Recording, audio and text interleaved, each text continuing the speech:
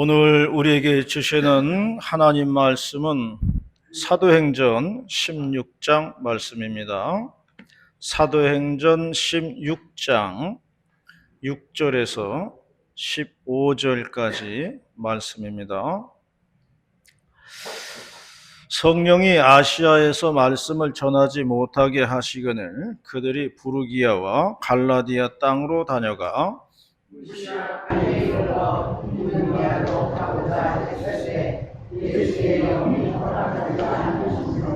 무시아를 지나 드로아로 내려가는데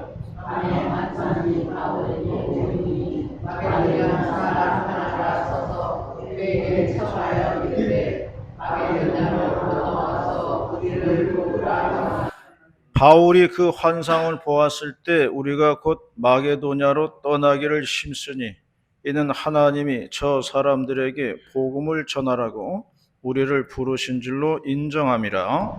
우리가 드로아에서 배로 떠나 사모니아로 니아폴리로 가고 거기서 빌립보에 이르니 이는 마게도냐 지방의 첫 성이요 또 로마의 식민지라. 이 성에서 수일을 유하다가 안식에 우리가 기도할 곳이 있을까 하여 문과 강가에 나가 거기에 앉아서 모인 여자들에게 말하는데 두아디라시에 있는 자색 옷감 장사로서 하나님을 섬기는 루디아라 하는 한 여자가 말을 듣고 있을 때 주께서 그 마음을 열어 바울의 말을 따르게 하신지라. 그와 그 집이 화제를 갖고 우리에게 전하여 이르되 나를 주 믿는 자라고 알거든 내 집에 들어와 이거라 하고 강권하여 먹을게 하니라. 아멘. 우리 동네에 개울이 하나 있죠. 이름하여 거물대천입니다. 예전에는 거기가 작은 개울이었다고 그래요. 한강에서 이제 봉성천으로 이제 들어오는 겁니다. 봉성천으로 시작을 하면 그게 이제 누살리로 와요. 그 누살리에 있는 개울의 이름을 몰라가지고 제가 누산교회 목사님한테 물어봤더니 거기도 봉성천이라고 부른다고 그래요. 그래서 누살리로 흘러오는 물이 이제 거물대리까지 오는 거예요. 그 천 옆으로 보면은 시멘트를 잘 발라놨기 때문에요. 걷기도 좋고 자전거 타기도 좋고 그렇게 해놨어요. 지도에 보면은 거물대천이 가열리에서 끝나는 걸로 되어 있습니다. 그래서 제가 예전에 언젠가 그 거물대천의 그 끝자락이 궁금했어요. 어떻게 생겼나? 개울의 끝은 어떻게 생겼을까? 그래서 한번 찾아가 본 적이 있어요. 저도 이제 시골에서 살 때에 그 동네 앞에 개울이 있었거든요. 거기 가서 이제 목욕도 하고, 뭐 고기도 잡고, 뭐 아줌마들 빨래도 하고, 뭐 그랬어요. 그게 이제 그 개울이 이제 금파류로 해가지고 임진강으로 들어가는 거거든요. 그러나 개울 끝이 어떻게 생겼는지는 몰라요.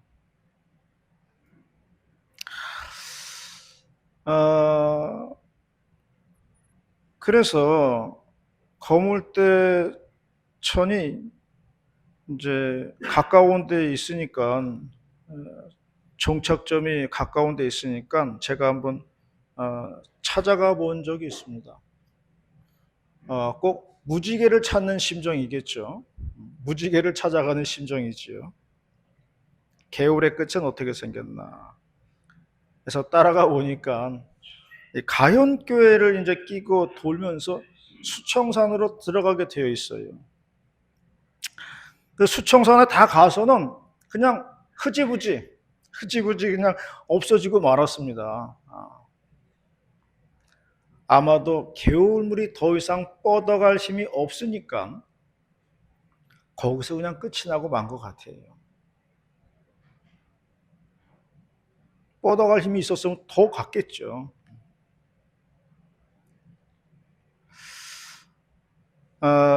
이런 말을 하면은 뭐 대단치도 않은 거 가지고 뭐 이야기를 하냐 싶겠지만 개울의 끝자락을 찾아가 본 사람은 별로 없을 것 같아요.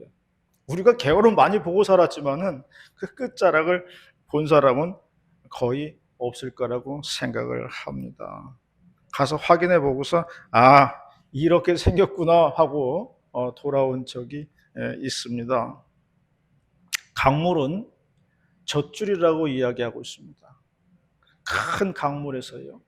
개울물들이 탁 퍼져나가요. 여기저기. 그러면 그 개울물들이 각각의 지역을 적시면서 그 물을 가지고 농사도 하고 빨래도 하고 그걸 가지고 먹고 사는 거예요. 아, 강은 그러한 역할을 우리에게 해준다는 것을 말씀하고 있는 겁니다. 오늘 본문의 말씀은요, 사도 바울이 유럽에 건너가서 복음을 전했다는 말씀이에요. 마게도냐 지방에 가서 복음을 전했다 그러는데 오늘날로 치면은 그리스입니다. 그리스 지역이에요. 오늘 봉독한 말씀 통해 가지고 3월달 둘째 주일에 주시는 하나님 말씀 듣도록 하겠습니다. 첫 번째로 말씀하는 것은 성령의 인도를 받아야 한다는 것입니다. 성령의 인도를 받아야 한다. 10절 말씀입니다. 10절 말씀 시작. 바울이 그 환상을 보았을 때 우리가 곧 마게도냐로 떠나기를 믿으니 이는 하나님이 저 사람들에게 복음을 전하라고 우리를 부르신 줄로 인정함이로라. 바울은 원래 아시아에 가서 복음을 전하려고 했어요. 그런데 7절 말씀에 보면 예수의 영이 허락하지 않았다고 했습니다. 무언가 자꾸 길이 막히는 거예요. 그런데 밤에 환상을 보았는데 마게도냐 사람이 나타나서 사도 바울 일행을 이로 건너와서 우리를 도우라 그렇게 요청을 하는 환상을 보게 됩니다. 그것을 본 바울은 이게 하나님의 뜻이다 하는 것을 직감을 하고요. 이걸 하나님의 뜻으로 믿고 마게도냐 지방, 지금의 유럽인 그리스로 건너가게 되는 겁니다. 거기가 빌립보 지방이라는 거예요. 그러므로 우리는 매사에 하나님의 인도하심을 받아야 한다는 겁니다. 하나님의 인도하심을 따라서 우리가 순종할 때에 하나님의 도움을 받을 수가 있다 하는 것입니다.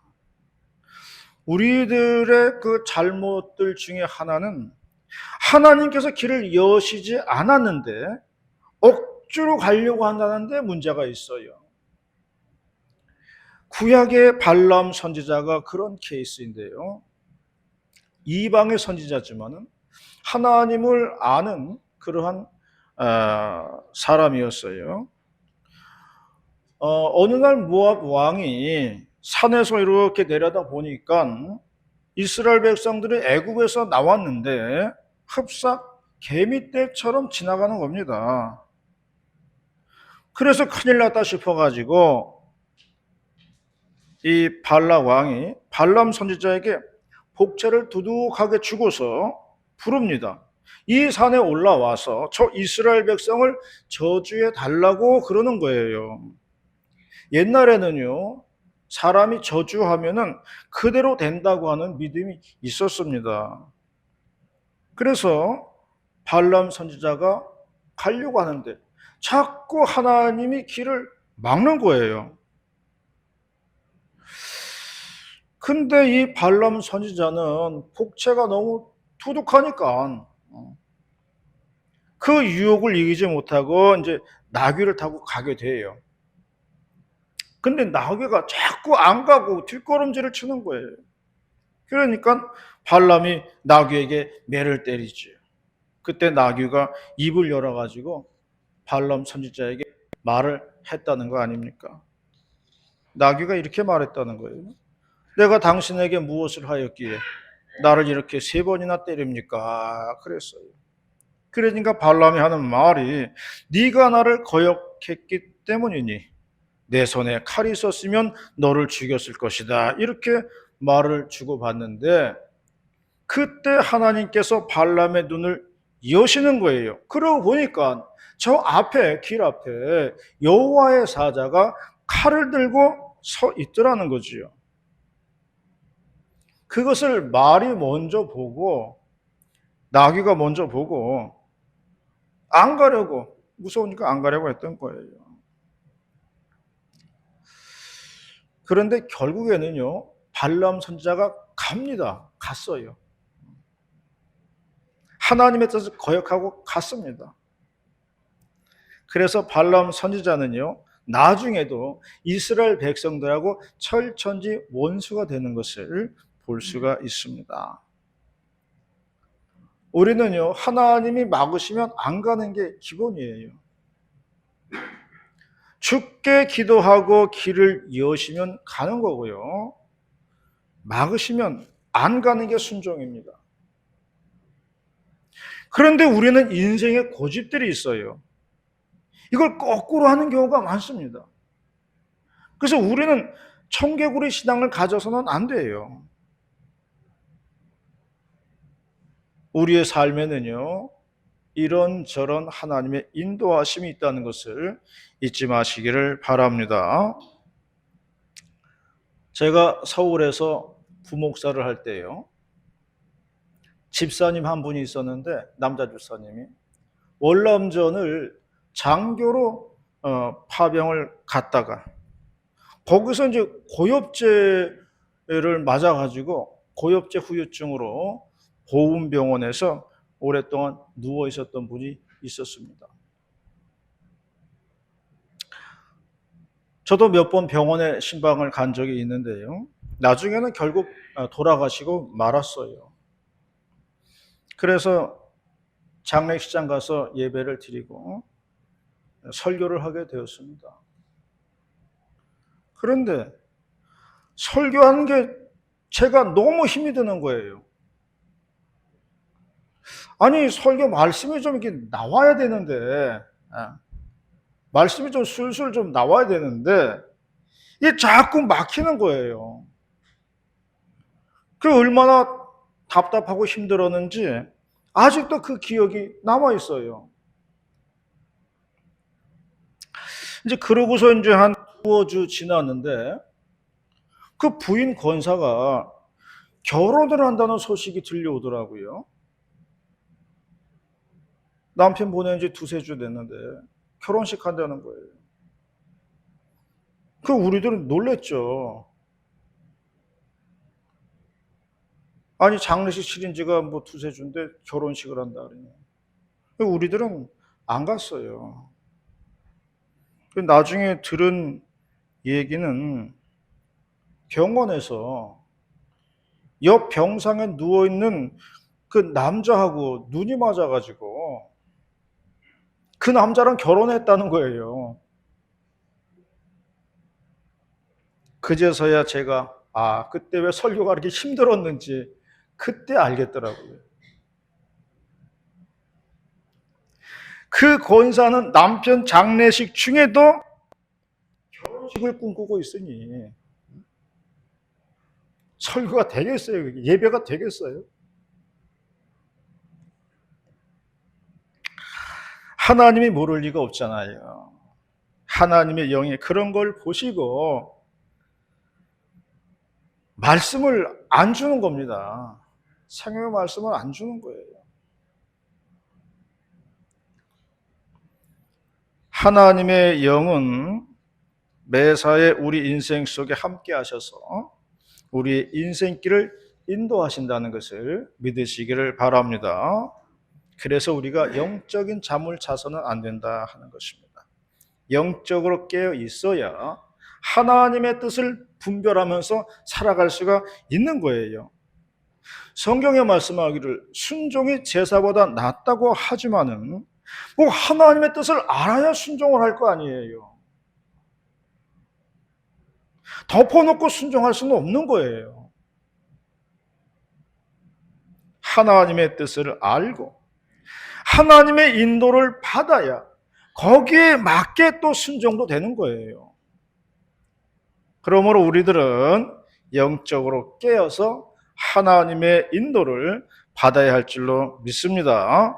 그러할 때 우리는 은혜로운 길, 축복의 길을 걸어가게 된다는 것입니다. 이러한 우리 모두가 다 되시기를 바라겠습니다.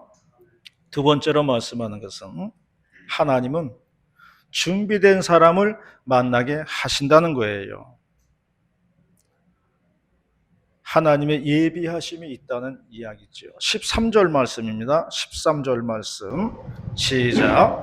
당신에게 우리가 기도할 곳이 있을까 하여 문과 강가에 나가 거기에 앉아서 고인 여자들에게 말하는데 사도 바울 일행이 마게도냐로 건너왔습니다. 안식일이 되어가지고 기도할 곳을 찾으러 나갔다 그랬어요. 일단 사람들 만나야 되니까 사람 많이 모인 곳으로 갔습니다. 그곳이 강가였어요. 강가는 사람들이 모여 있습니다. 아낙네들이 강가에 모여 있었다고 했어요. 우리 옛날에도 보면은 강에는 빨래하는 아줌마들이 있었습니다. 그래서 마을 사람들이 주로 모이는 장소는 뭐 강가나 뭐 개울가나 뭐 우물터 뭐 펌프 있는데 이런 데서 모였어요. 거기에 여러 여인들이 있었는데 하나님이 특별히 루디아의 마음을 열게 하셨다는 겁니다. 그러니까 루디아가 사도 바울의 말씀을 들었다 그랬어요. 그 말을 따르게 되었다. 그런 말씀이 기록되어 있는 겁니다. 제가 이제 젊은 시절에 그 농어촌 선교회라는 모임에 참석을 한 적이 있었습니다. 그때는 제가 20대 젊은 나이였고요. 신학을 하기도 전이었습니다. 그 당시 농어촌 선교회에서 한 25인승 버스를 빌려가지고 이제 시골 현장 이제 방문을 한 적이 있는데요. 한 10명 정도 이제 타고 이제 갔습니다. 어딘지는 기억이 안 나요. 하도 오래돼가지고. 근데 아마 뭐 충청도나 뭐 전라도나 어느 시골 한 마을이었던 것 같아요.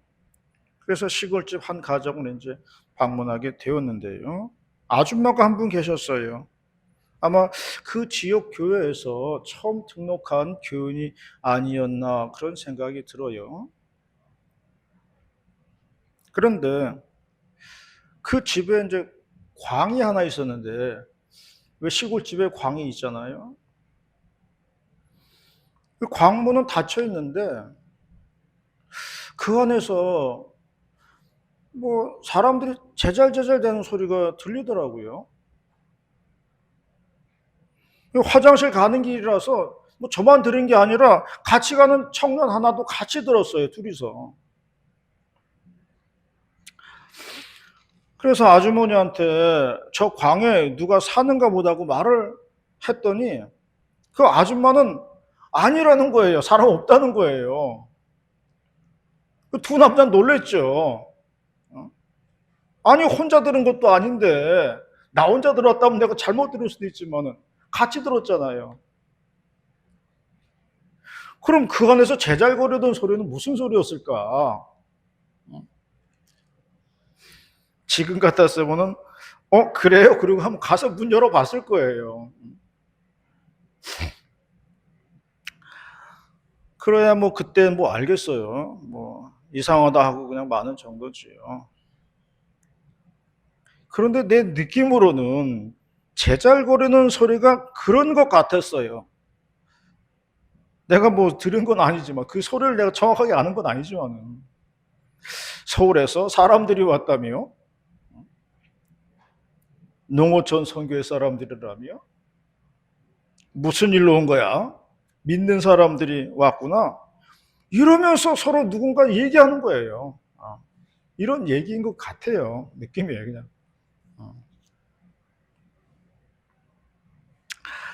그러면서 나중에 생각하기를, 그게 마귀들 소리였나, 그런 생각이 들더라고요.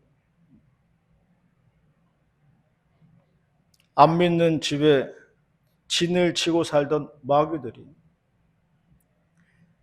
이제 그 집 아줌마가 교회를 다니게 되고 서울에서 선교회 사람들이 오니까 이제는 이 집에서 살지 못하겠다. 보따리를 싸야 되겠다. 이런 소리가 아니었을까, 그렇게 생각을 하는 겁니다. 그런 일이 있은 뒤에 그 집안의 아주머니는 갑자기 열심히 막 식사를 준비하는 거예요.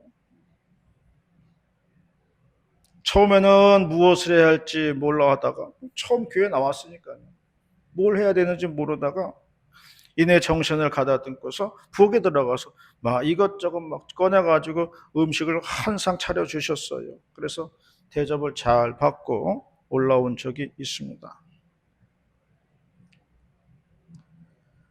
그 지역에서 처음 믿게 된 사람입니다. 세상의 영에 사로잡혀 있다가 이제 교회를 다니면서 예수님을 믿기 시작했어요. 그러니 이제 마귀의 영은 떠나가고 성령이 역사하게 되는 겁니다. 어둠이 가득할 때는 캄캄하지만 전기불 스위치를 올리는 순간 어둠은 사라지는 것처럼 예수의 영이 임하니까 마귀의 영은 떠나가더라는 겁니다. 아마 마귀들이 그런 대화를 한 것은 아니었을까, 그렇게 생각을 합니다. 하나님께서는 예비된 영혼을 만나게 하신다는 것입니다. 하나님께서는 택함 받은 사람을 준비해 놓고 계신다는 것입니다. 하나님께서는 이렇게 구원 사역을 해 나가신다는 것을 말씀하고 있습니다. 요한복음에 보면요, 예수님께서 수가성 운물가에서 한 여인을 만나게 됩니다. 그 시간은 너무 한낮이라 가지고 사람들이 안 나오는 시간이었어요. 그러나 그 여인은 오히려 그 시간이 편했습니다. 왜냐하면 사람들의 눈을 피할 수 있었기 때문이었습니다. 여인의 속사정은 알 길이 없지만은 사람들의 눈총을 받는 그런 여인이었어요. 예수님께서 그 여인에게 다가와서 물을 달라고 하고 대화하면서 여인의 상처난 심령을 어루만져 주셨다 말씀하고 있습니다. 그럴 때 그 여인은 사람들을 피해서, 사람들의 눈을 피해서 다니던 여인이 아니라 이제는 동네 마을로 내려가서 내가 구세주를 만났다고 이야기하는 복음 전도자가 되었다고 하는 것을 말씀하고 있습니다. 어디에나 하나님 백성은 있습니다. 택함 받은 백성은 어디에나 있게 마련이에요. 하나님께서 그런 사람을 예비해 놓으셨다는 겁니다. 우리 교회는 그러한 구원의 방주가 되어야 할 줄로 믿습니다. 지치고 상한 영혼이 와서 구원함을 받는 그 교회예요. 이것을 우리의 사명으로 알아야 되겠습니다. 이러한 사명을 안고 사는 저와 여러분이 다 되시기를 바라겠습니다. 마지막으로 세 번째는 루디아의 순종을 배워야 한다는 것입니다. 우리는 루디아의 순종을 배워야 합니다. 15절 말씀입니다. 15절 말씀 시작. 너와 그 집에 하세를 받고 우리에게 청하여 이르되 만일 나를 주 믿는 자로 알거든 내 집에 들어와 놀아라 하고 강권하여 머물게 하리라. 루디아는 자색 옷감 장소라고 했습니다. 그 당시 자색 옷감은 부유층들이 입은 옷이었다고 그래요. 그러니까 이 부유층들이 입는 옷에 그 자색 물감을 입히는 그러한 그 일을 하였던 것 같습니다. 아마 집안에서 간의 수공업 정도 했던 것 같아요. 그와 그 집이 다 세례를 받았다고 말씀하고 있어요. 루디아의 집과 일하는 사람들이 다 세례 받았다 말씀하고 있습니다. 그리고 자신의 집에 들어와서 유하라고 하면서 사도 바울 일행을 머물게 했다고 말씀을 하고 있습니다. 자기 집안을 선교사들의 거처로 제공을 했다는 것입니다. 요즘 제가 5년 만에 신방을 하면서 처음 신방했을 때를 봤습니다. 기록이 있으니까요. 2000년도 12월 중순에 처음 이제 부임 신방을 했더라고요. 12월 달에 제가 부임을 했으니까 뭐 이제 곧 다다음 주부터 이제 부임 신방을 했던 것 같아요. 12월 중순이잖아요. 춥잖아요. 겨울이잖아요. 기억이 막 이제 아스라이 나더라고요. 겨울이었는데 막 질퍽질퍽한 그 논길을 걸어 다니면서 이제 신방을 했어요. 그 당시에 그 한정숙 권사님네 집을 가려면은 지금이야 다 뭐 공장이 있어가지고 막혀 있지만은 그 앞에 전부 논이었습니다. 그래가지고 그 논길을 이렇게 한 줄로 서가지고 이렇게 신방을 갔던 기억이 있어요. 그 겨울 논길이니까 막 미끄럽잖아요. 또 질퍽질퍽하잖아요. 그걸 이제 걸어가면서 다닌 거예요. 게다가 이제 사모는 어린 반석이 들쳐업고서 이제 따라가는 거예요. 그리고서 이제 신방을 다녔습니다. 코로나 5년 동안은 신방을 못했지만은 그때부터 지금까지 24년째 신방을 한 거예요. 그런데 이쯤에 와서 생각을 해봅니다. 신방은 뭘까? 도대체 신방은 뭘까? 그걸 한번 생각해 보는 겁니다. 신방은 뭐예요? 그럼 사람들이 그럴 거예요. 아니, 목사님이 오셔가지고 말씀 전해주시고, 또 가족들 축복기도 해주시고, 그렇게 생각을 할 것입니다. 물론, 맞는 말이지요.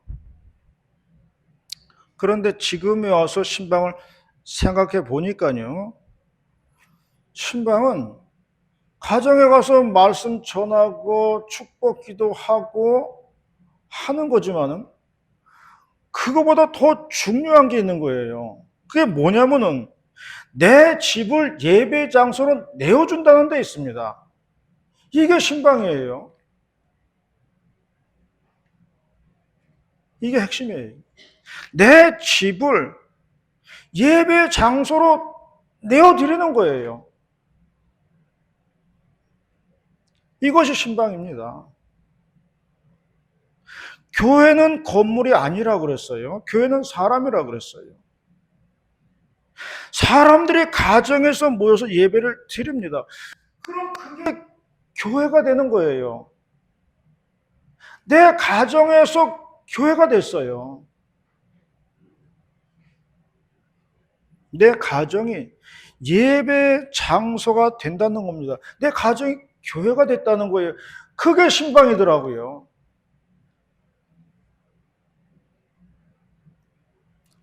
예배드리는 자체가 하나님이 거하는 장소 아니겠어요? 내 가정이 교회가 되는 것. 이것이 신방이더라. 그런 결론을 얻게 되었습니다. 루디아는요, 자신의 집을 내어주면서 사도 바울 일행이 머물도록 했다고 그랬어요. 그래서 루디아의 집이 교회가 되었습니다. 빌립보 교회의 시작은 바로 루디아의 집에서 시작한 거예요. 하나님께서는 사도 바울을 유럽으로 인도하셨고요. 거기서 한 영혼을 예배하셨고요. 그리고 그것에 교회가 세워지게 했던 겁니다. 이것이 성령의 역사하심이라고 말을 하고 있는 거예요. 이것이 성령의 인도하심이다. 이 말씀을 지금 하고 있는 겁니다. 루디아는 거기에 맞게 순종을 했다는 거예요. 아름다운 순종이 빌립보 교회를 탄생하게 했다고 말씀하고 있습니다. 하나님의 역사하심, 그리고 성도들의 아름다운 순종, 거기에 교회가 이루어지더라는 거예요. 생명의 역사는 그렇게 이어져 간다고 말씀하고 있습니다. 이러한 일에 쓰임받는 우리 모두가 다 되시기를 축원합니다. 기도하시겠습니다. 사랑과 은혜가 많으신 하나님 아버지 감사드립니다. 오늘도 3월달 둘째 주일에 주의 전에 불러주시고 귀한 말씀 내려주셔서 감사를 드립니다. 가슴 신비의 세계는 영원히 잊혀지지 않은 생명의 말씀 되게 하여 주시옵소서. 주님 잘 순종하고 받드는 백성 되게 하여 주시옵시고 교회를 잘 붙들고 섬기는 복된 사명자들 다 되게 하여 주시옵소서. 할렐루야 감사드리며 예수님의 이름으로 기도 올리옵나이다. 아멘.